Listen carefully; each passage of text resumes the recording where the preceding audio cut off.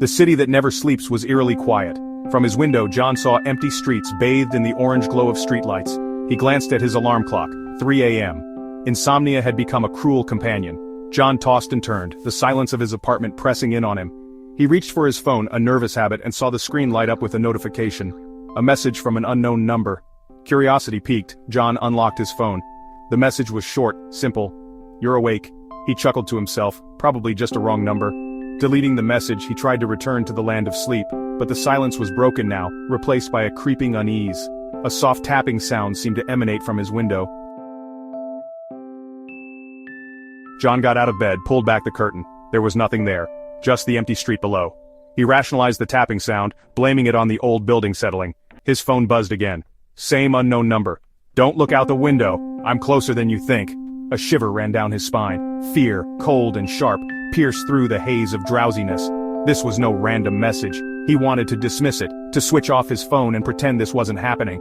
But the messages continued, each one escalating in its intensity. "You can't hide. I see you." The tapping on the window grew louder, more insistent. John's heart pounded against his ribs. He retreated further into his apartment, seeking solace in the far corner of his bedroom. He tried calling for help, but the call wouldn't connect. His apartment, once a sanctuary, now felt like a cage. He was trapped, the digital whispers closing in on him. A scratching sound joined the tapping, slow at first, then growing more frantic. It seemed to be coming from inside the walls, closing in around him. John sank to the floor, his back against the cold wall, his phone clutched in his hand. His breath caught in his throat. A new message. "Look up." He didn't want to, but an unseen force compelled him. Slowly he raised his head. His blood ran cold. Above him in the ceiling was a small square hatch he'd never noticed before. It was slightly ajar and he could see a single eye staring down at him, glinting in the darkness.